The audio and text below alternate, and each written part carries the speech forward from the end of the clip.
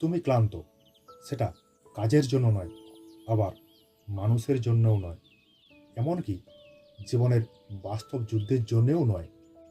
Live ধর্মপথ চ্যানেলে সবাইকে স্বাগত। তুমি ক্লান্ত তোমার নিজের মাথার ভিতরে চলতে থাকা সেই অদৃশ্য যুদ্ধগুলোর জন্য। বাইরে সব ঠিক আছে, ঘর ঠিক আছে, কাজ ঠিক আছে, মানুষ ঠিক আছে, কিন্তু ভেতরে ভেতরে যেন এক কুরুক্ষেত্র। কেউ রিপ্লাই দিল না, মাথার মধ্যে কল্পা শুরু। কর্মক্ষেত্রে বস একটু কড়া ভাষাতে কথা বলেছেন, মাথার মধ্যে ভবিষ্যৎ বরখাস্ত। প্রিয় মানুষটা চুপ, মাথার মধ্যে বিচ্ছেদের দৃশ্য। বাস্তবে কিছুই ঘটেনি, কিন্তু তুমি ইতিমধ্যেই শোক পালন করে ফেলেছ। এই যে কল্পনার ভার, এটাই তোমার অদৃষ্টের বোঝা। এর ওজন নেই, তবুও এটা শ্বাস বন্ধ করে দেয়। এর প্রমাণ নেই, তবুও বুক ধড়ফড় করায়। আমাদের মন অদ্ভুত, সে বাঁচতে চায়, আর বাঁচতে গিয়ে সে সব সময় ভয় কল্পনা করে।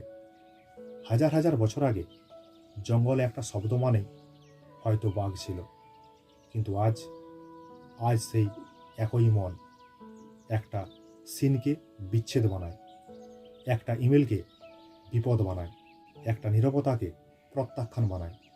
তুমি ভাবছো যদি খারাপ হয়, শরীর সেটাকে সত্যি ধরে নেয়। হৃদস্পন্দন বাড়ায়, পেট মোজড়ায়, ঘুম উড়ে যায়। তুমি এমন এক যুদ্ধ লড়ছ যার শত্রু নেই। শোনো, শান্তি মানে সমস্যা শেষ হয়ে যাওয়া নয়, শান্তি মানে সব প্রশ্নের উত্তর না পেয়েও স্থির থাকা।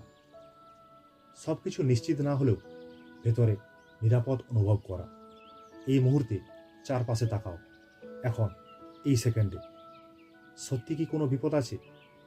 বেশিরভাগ সময় উত্তর হবে না, কিন্তু মন বলবে হতে পারে।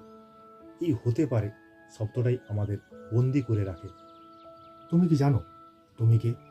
তুমি তোমার চিন্তা না, তুমি সেই সত্তা যে চিন্তাগুলোকে দেখছে।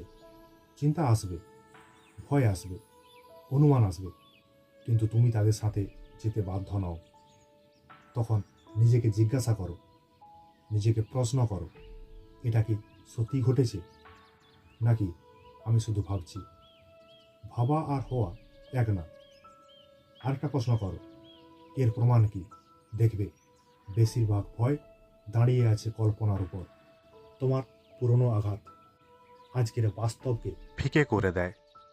কেউ একবার ছেড়ে গেছে, তাই এখন সামান্য দূরত্ব মানেই মনে হয় আবার হারাতে হবে।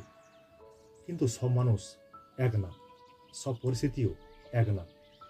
তুমি আজকের মানুষ, তোমার আজকের শক্তি আছে।